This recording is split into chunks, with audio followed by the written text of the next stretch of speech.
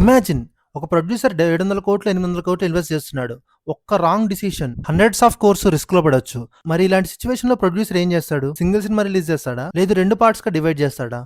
Interesting గా ఉంది కదా. ఎందుకంటే లేటెస్ట్ ఇండస్ట్రీ రిపోర్ట్స్ ప్రకారం అల్లు అర్జున్ అట్లీ కాంబినేషన్ లో వస్తున్న రాక 2 పార్ట్స్ గా ప్లాన్ చేస్తున్నారని స్ట్రాంగ్ డిస్కషన్ నడుస్తుంది. Both parts shooting almost continuous schedule లో ఈ ఇయర్ లో కంప్లీట్ చేద్దామని టార్గెట్ చేస్తున్నారు. అంటే ఫస్ట్ పార్ట్ రిలీజ్ అయ్యాక సెకండ్ పార్ట్ షూట్ స్టార్ట్ చేయడం కాదు, పాసిబుల్ గా ఎంటైర్ ఫిలిం ముందే ఫినిష్ చేసి తర్వాత రిలీజ్ స్ట్రాటజీ డిసైడ్ చేస్తున్నారు. ఇది నిజంగా ఇంట్రెస్టింగ్ పాయింట్. అయితే ఇక్కడ క్వశ్చన్ ఏంటంటే, సినిమాని 2 పార్ట్స్ గా డివైడ్ చేస్తే మేకర్స్ కి బెనిఫిట్ ఏంటి? ఒక చిన్న ఎగ్జాంపుల్ తీసుకుందాం. సపోజ్ సినిమా బడ్జెట్ చాలా huge, massive VFX, international action team, star cast, huge sets, foreign schedules, ఇవన్నీ కలిసి బడ్జెట్ ఎక్స్టాండర్ లెవెల్ కి తీసుకెళ్తాయి. ఇలాంటి ప్రాజెక్ట్ కి సింగిల్ రిలీజ్ అయితే ఓపెనింగ్ వీకెండ్ మీద ప్రెజర్ ఎక్కువ అవుతుంది, వర్డ్ ఆఫ్ మౌత్ చాలా ఇంపార్టెంట్ అవుతుంది, కలెక్షన్స్ ఇమీడియట్ గా రావాలి. కానీ ఫ్రాంచైజ్ మోడల్ అయితే ఫస్ట్ ఫిలిం ఆడియన్స్ ని వరల్డ్లోకి ఇన్వాల్వ్ చేస్తుంది, క్యారెక్టర్స్ ని ఎస్టాబ్లిష్ చేస్తుంది, కాన్ఫ్లిక్ట్ ని క్రియేట్ చేస్తుంది, ఆడియన్స్ ఎమోషనల్ ఇన్వెస్ట్మెంట్ స్టార్ట్ అవుతుంది. సెకండ్ ఫిలిం రిలీజ్ అయ్యే టైం కి మార్కెటింగ్ జీరో నుంచి స్టార్ట్ చేయాల్సిన అవసరం ఉండదు. ఆల్రెడీ హైప్ ఉంటుంది కాబట్టి, ఆల్రెడీ జనాల డిస్కషన్స్ ఉంటాయి, ఆల్రెడీ ఫ్యాన్ థియరీస్ ఉంటాయి. ఇది ఫ్రాంచైజ్ పవర్ అన్నమాట. ఇండియన్ సినిమా హిస్టరీ చూస్తే ఇంట్రెస్టింగ్ ప్యాటర్న్ కనిపిస్తుంది. బాహుబలి పార్ట్ 1 ఒక క్వశ్చన్ వదిలేసి ఆ క్వశ్చన్ ఇయర్స్ వరకు డిస్కషన్ క్రియేట్ చేసింది. పార్ట్ 2 రిలీజ్ అయ్యే టైం కి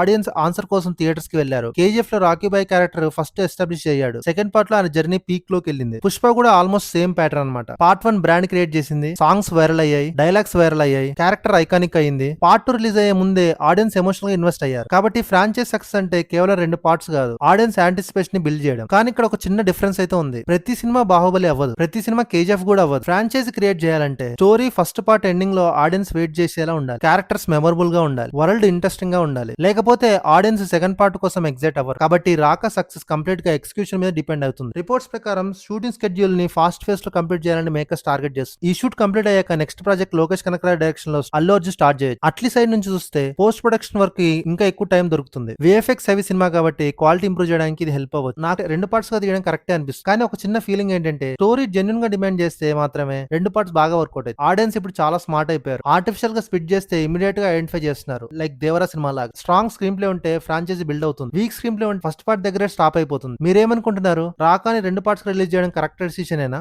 లైక్ సింగిల్ మూవ్ గా రిలీజ్ చేస్తే బెటర్ అనిపిస్తుందా? మీ ఒపీనియన్ కింద కామెంట్స్ చేయండి. వీడియో నచ్చితే లైక్ చేయండి, షేర్ చేయండి.